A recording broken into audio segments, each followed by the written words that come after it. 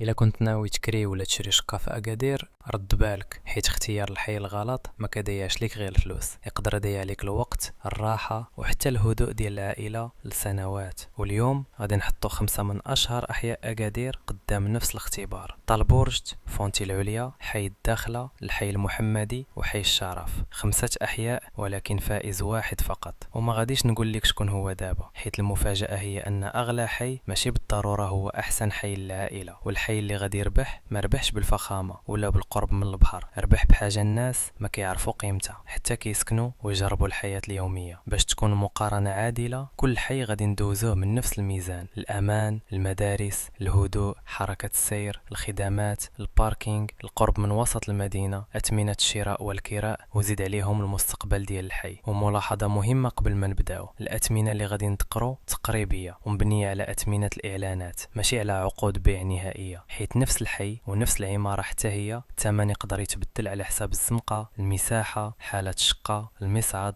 الباركينج والتشطيب. دابا نطلعوا فوق الخريطة. من الفوق أكادير كتبان مدينة صغيرة وكل شيء قريب من كل شيء، ولكن في الواقع 10 دقائق زايدة في الطريق كل صباح كتولي ساعات في آخر الشهر، وكتولي أعصاب ومصاريف ووقت ناقص مع العائلة. حيت العائلة ما كتسكنش غير داخل الشقة، كتسكن بين الدار والمدرسة، بين الخدمة والسوق، بين الطبيب والحديقة، وبين الطريق اللي كديرها كل نهار. لهذا القرب من البحر غادي نعطيوه قيمته، ولكن ما غاديش نخليوه يعمي لينا على الثمن، الضجيج والازدحام ديال الصيف. ونبداو من قلب اكادير: طالبورجت. طالبورجت عندها واحد الحاجه صعيب تشريها بالفلوس: القرب، الاسواق، الادارات، المطاعم، الطاكسيات، وجزء كبير من وسط المدينه. كل شيء قريب. الا كنت كتخدم في الوسط وولادك كيقراو قريب وما باغيش تبقى تابع للسياره، طالبورجت كتقدر تسهل عليك الحياه بزاف. ولكن نفس القرب عنده ثمن: الحركه كثيره، الضجيج كيختلف من زنقه لزنقه، والباركينج يقدر يتحول لمشكل يومي. يعني الا لقيتي شقه مزيانه في طالبورجت، ما تحكمش عليها في النهار فقط، رجع شوفها في العشيه، وقف في الزنقه في الليل، وجرب تلقى فين توقف السياره. في اثمنه الاعلانات ديال 2026 الشراء في طالبورجت كيدور تقريبا ما بين 11000 درهم و 16000 درهم للمتر المربع. وفي الكراء الشقه العائليه كتقدر تدور تقريبا ما بين 3500 درهم و 5000 درهم في الشهر. طبعا الشقه المجدده مع المصعد والباركينج ماشي هي الشقه القديمه بلا تجهيزات. طالبورجت كتربح في القرب والخدمات وكتخسر شويه في الهدوء والباركينج. النقطه المؤقته ديالها 7.8 على 10. اختيار ذكي اللي باغي يعيش قريب من كل شيء، ولكن ماشي احسن اختيار اللي باغي السكون الكامل. والحي اللي جاي كيقدم تقريبا العكس: طرق اوسع، اقامات احدث، تنظيم اكثر، وقرب من البحر. ولكن الثمن غادي يبدل اللعبه. كنهضروا على فونتي العليا. فونتي العليا كتدخل المقارنه بصوره قويه: اقامات حديثه، شوارع منظمه، وقرب من المناطق السياحيه والشاطئ. بالنسبه للعائله كتقلب على اقامه مزيانه، حراسه، مصعد، باركينج وهدوء نسبي، فونتي كتكون مغريه بزاف. ولكن العائله ما كتعيش في الصور. خاصنا نسولو: فين كاينه المدرسه؟ فين كاين السوق اليومي؟ واش كل خرجه خاصها السياره؟ وشحال غادي تكلف الحياه كامله ماشي غير الشقه؟ الشراء في فونتي العليا كيدور تقريبا ما بين 14000 درهم و 22000 درهم للمتر المربع. وفي الكراء العائلي كتقدر تلقى نطاق ما بين 5000 درهم و 7500 درهم في الشهر. وفي الاقامات المميزه الثمن يقدر يطلع اكثر. فونتي كتربح في الجوده، التنظيم والهدوء النسبي، ولكن الثمن كيضغط بزاف على القيمه مقابل الفلوس. لهذا النقطه ديال فونتي العليا هي 7.6 على 10. الا كانت الميزانيه مرتاحه وباغي اقامه حديثه وقرب من البحر، فونتي اختيار قوي. اما الا كنت كتقلب على اكبر قيمه بنفس الميزانيه، المنافس الجاي اخطر. نبعدو شويه على البحر وندخلوا لحي الداخله. حي الداخله ما كيبهرش بالفخامه، القوه ديالو في الحياه العمليه. حي عايش، فيه محلات، مدارس، خدمات، وقريب من الجامعه ومن محاور كيوصلوك لجهات مختلفه من المدينه. بالنسبه لعائله شابه هاد التفاصيل كتفرق، حيت ما كتبقاش محتاج دير طريق طويله على كل حاجه صغيره. ولكن خاصنا نكونوا واضحين: في الوقت ديال الزحام بعض المحاور الرئيسيه كيكونوا ثقيلين، والفرق بين شقه على شارع كبير وشقه داخل زنقة هادئة، فرق كبير بزاف. الشراء في حي الداخلة كيدور تقريبا بين 8000 و 11500 درهم للمتر المربع، وهنا كتبان أول مفاجأة حقيقية. بنفس الميزانية اللي تقدر تجيب لك شقة صغيرة في حي أغلى، تقدر في الداخلة تلقى مساحة أكبر، والعائلة في الآخر كتعيش المساحة والخدمات ماشي غير اسم الحي. حي الداخلة كيربح في الثمن، الخدمات والعملية، وكيخسر شوية في الهدوء ديال بعض المحاور وفي التفاوت بين العمارات. النقطة ديالو 8.3/10. إلا كنتو زوج شباب ولا عائلة كتقلب على أول شراء، حي الداخلة خاصو يكون في اللائحة القصيرة ديالكم. ولكن الاستثمار ما كيشوفش غير شنو موجود اليوم، كيشوف حتى شنو غادي يكون موجود غدا. وهنا كيدخل الحي المحمدي. الحي المحمدي هو قصة توسع ديال أكادير، مشاريع جديدة، إقامات كتيرة، ومحاور كتربط الحي باقي المدينة. العرض الكبير كيعطيك اختيارات كتر، تقدر تقارن بين المصعد، الحراسة، الباركينغ، الشمس، التشطيب وتسيير الإقامة. ولكن رد بالك من واحد الغلطة، ماشي أي إقامة جديدة معناها أنها مزيانة. شوف الكثافة، شوف المداخل، سول على الصنديق،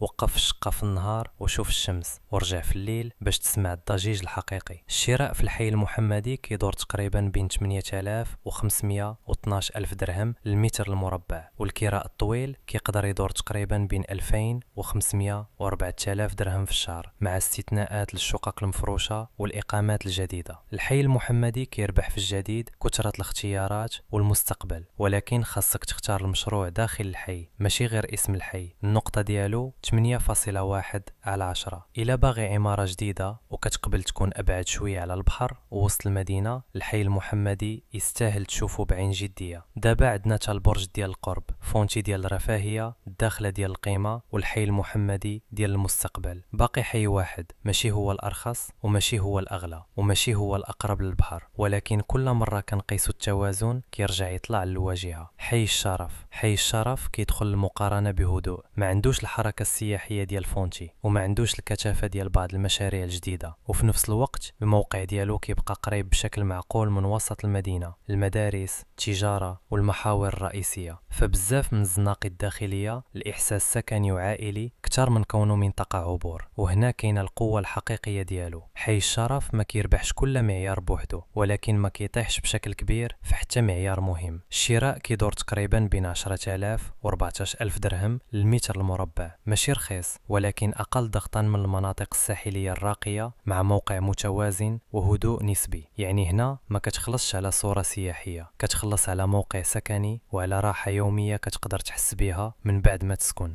العيب هو أن العرض المناسب يقدر يكون أقل، وبعض المالكين كيدخلوا بثمن طموح غير على حساب سمعة الحي. لهذا المقارنة والتفاوض ضروريين. النقطة ديال حي الشرف 8.6/10، ولكن واش هاد النقطة كافية باش يربح؟ قبل الترتيب النهائي خاصنا نديرو اختبار الحياة الحقيقية. أولا اختبار الصباح، شحال غادي تحتاج باش تخرج من الدار، توصل الأولاد للمدرسة، ومن بعد تكمل الخدمة. صار البرجات كتربح في المسافة، ولكن الوقت اللي ربحت في الطريق تقدر تخسروا في الباركينغ. فونتي عندها طرق منظمة أكثر، ولكن بعض الحوايج اليومية كتفرض عليك السيارة. حي الداخلة وسط شبكة عملية وما كيكونش بعيد بزاف على أغلب الخدمات. الحي المحمدي كيتحسن مع التوسع، ولكن النتيجة كتختلف على حساب المشروع والموقع داخل الحي. وحي الشرف ما كيربحش بأقصر طريق، كيربح حيث الرحلات اليومية ديالو متوازنة. ثانيا اختبار الصيف. أكادير كتبدل الإيقاع ديالها في الصيف، المناطق القريبة للسياحة كتستافد في الكراء، ولكن الحركة، الضجيج والضغط على الطريق كيطلعوا. وثالثا اختبار الميزانية الحقيقية. الثمن ماشي غير الكراء وماشي غير القسط الشهري، زيد الصنديق،